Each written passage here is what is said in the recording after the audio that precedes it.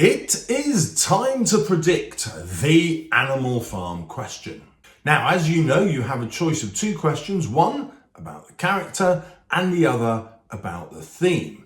I should advise you that it's always easier to get top grades when writing about the theme because the theme question is about the writer's ideas, and so it's almost impossible not to write about those, and therefore you're always accessing the writer's viewpoint, which is always at the top of the mark scheme.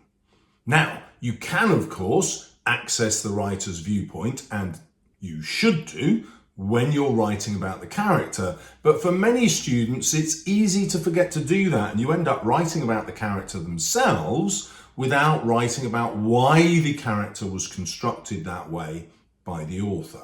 So let's start with the character question because that's the one that most students probably are attracted to. This year, my feeling is it's going to be some of the minor characters. I think you are probably going to get Boxer and Molly combined together. That is a bit of a far out prediction. Of course, a prediction is only that. It could be completely wrong. But that's what I think the character question would be. And it's perhaps another reason why I wouldn't answer the character question. It's hard. But let's start with Molly and Boxer. Now, they are antagonists. In other words, they're opposite kind of characters, and they're constructed to make a point about human nature. So Molly's vanity is a reason why the revolution fails, because she is the kind of person who does not believe in having strict moral or social values. She's simply thinking about her own interests. The flip side of that is Boxer, who puts aside all his own desires in order to better serve society and the greater good. His motto, of course, is, I shall work harder, I must work harder, whereas Molly's is simply the ribbon in her hair to make her appear more attractive. Now, you can get into an interesting discussion about patriarchal views of society here because George Orwell attributes this vacuous, mindless self-interest to a female character, Molly, and this selflessness to a male character, Boxer. And now we come to the theme question. Drum roll, please. The theme question is so easy to predict because it is always the same question. No matter what the wording, the question means, why did the revolution fail? I actually hope and believe that will actually be the wording that you get. But even if it's not, that's what Orwell is interested in. Is he saying it's simply human nature? Is he arguing that no, it's not human nature, it's part of this political setup of communism that is inherently corrupt? Is he arguing that it is because of a lack of education in the animals? Or is he arguing that it's because of excellent propaganda represented by Squealer?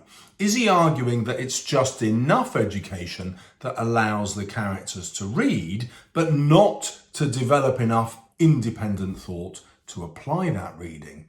Is he arguing that it is our human nature to seek figures of authority who will control us, such as Napoleon?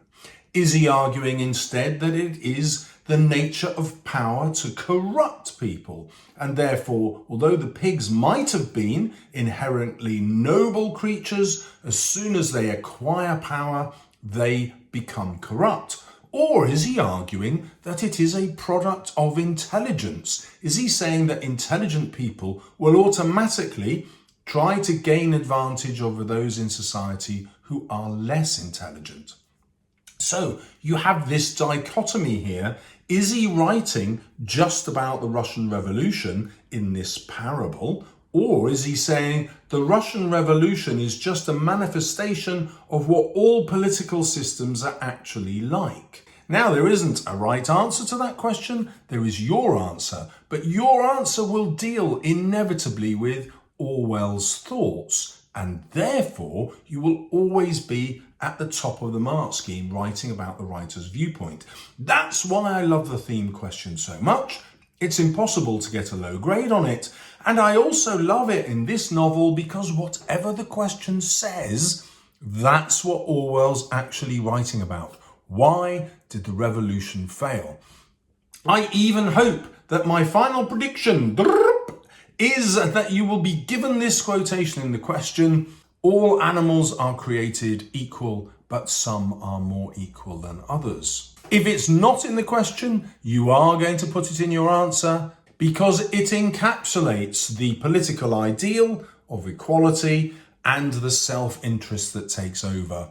Some become more equal than others. An oxymoron, a paradox, an impossibility, which perhaps is Orwell's final message about democracy. It is bound in the end to fail. That's a scary thought and a cheerful one, ready for your exam. If you want to know what to revise next, check out the video appearing now, or maybe now.